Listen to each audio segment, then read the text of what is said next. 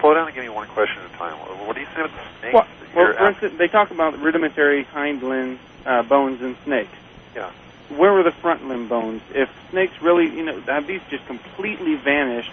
And if so, why can't that be used as evidence against the whole common ancestry because common design?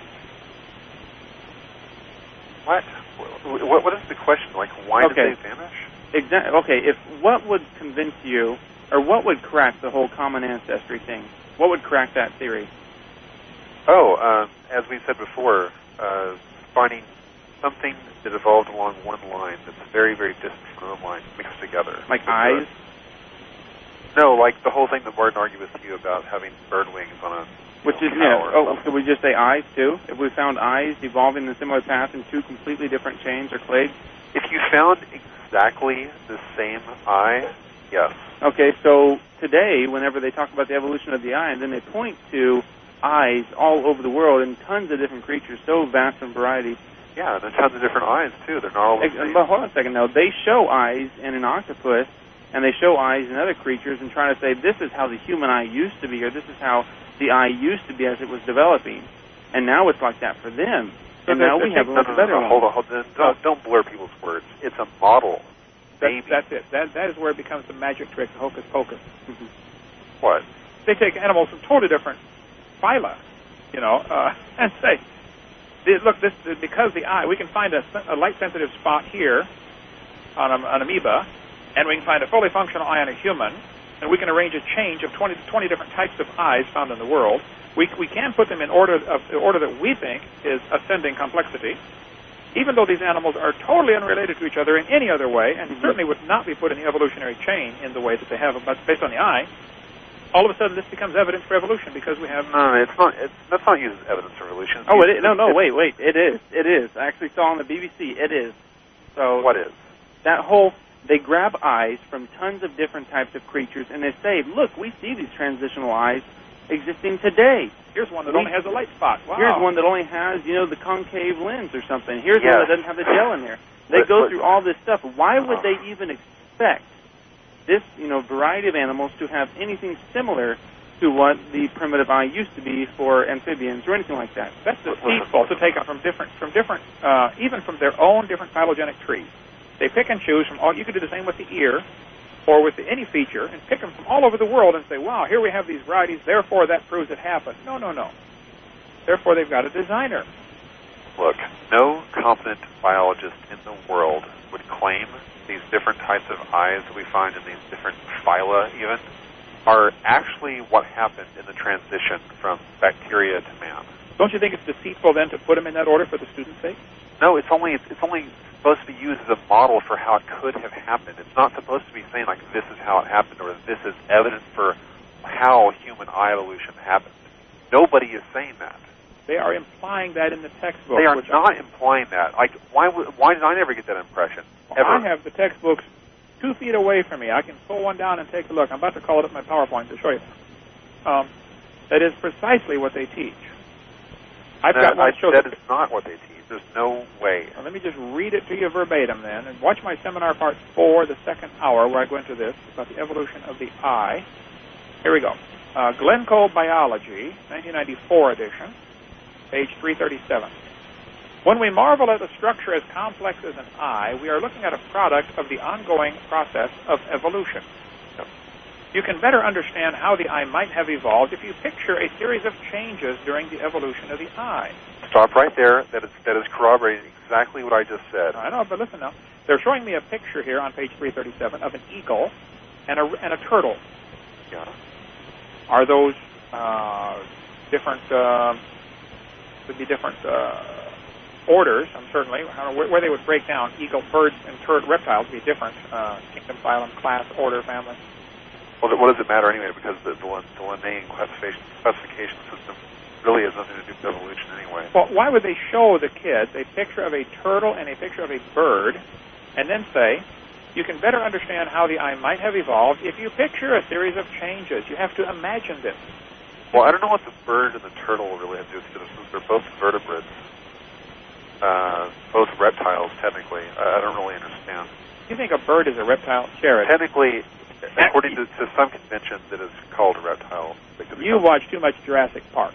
We'll be back after the break. All right, folks, welcome back to the Creation Science Hour and a Half. Final segment here today, September the 12th. I keep thinking July. Been a long week, Jonathan. Flew all the way from Alaska. And we're talking about how the Bible is literally true and scientifically accurate, and we believe the evolution theory is the dumbest and most dangerous religion in the history of planet Earth. And Jared's on the phone talking about the evolution of the eye. I think we left off. Yeah, I just wanted to clear up what I meant about birds being reptiles. It's the term reptile. If you use the term as a monophyletic term, then a bird is a reptile because it came from a reptile. Who told you it came from a reptile? Every evolutionary text in the world will say that. You need to quit reading those and start reading some creationist texts. Oh, I've read plenty of creationist texts. Okay. Mammals, including us, would also be reptiles under that convention. So it doesn't really mean that much to say that.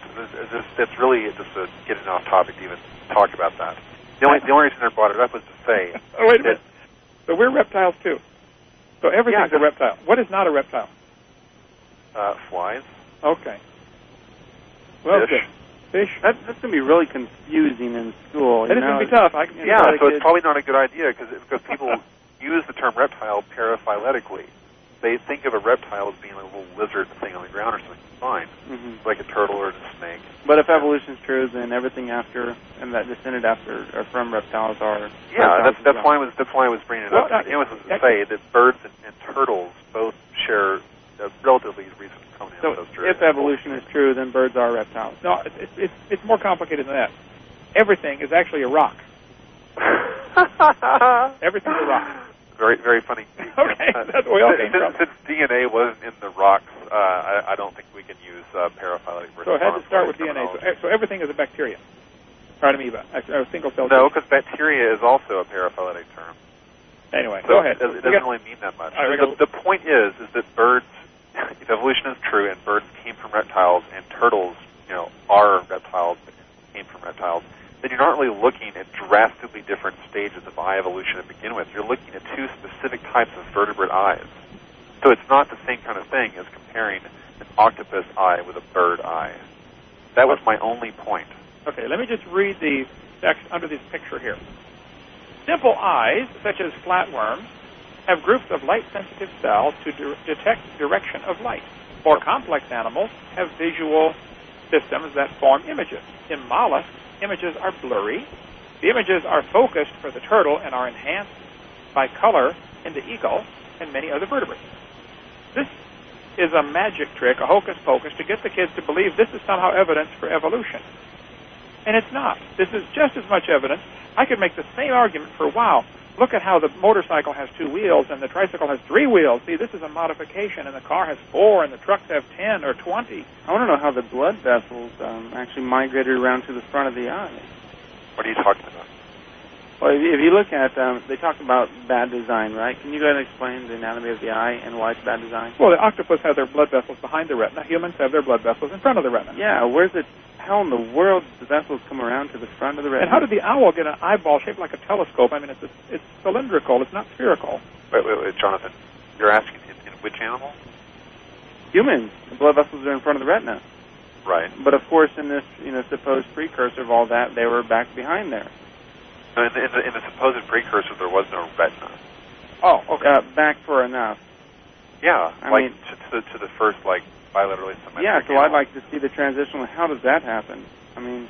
Yeah, that's a good question. Why don't you go do some science and investigate the question instead of just throwing pot shots at it? Well, would it be okay to investigate that if it happened at all, or are we stuck with inside the box that we're trying to investigate how it evolved?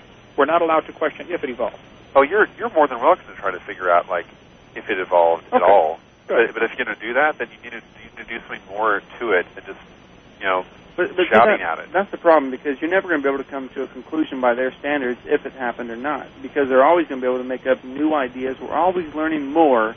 You can never say definitely it did not happen because. Yes, but see, this is where you're totally wrong, Jonathan, because what you're claiming here is that it's unfalsifiable, right? What's that? You're claiming that it's unfalsifiable. Yeah. No, I'm saying that that whole claim, you can find out that it didn't happen by your guys' standards, not going to hold up, because you guys are going to continue to say You know, we're learning more. We're constantly finding out more things. We're constantly opening up, you know, new horizons and figuring out new scientific processes. So it's not smart to say that it just didn't happen, because that's just giving up.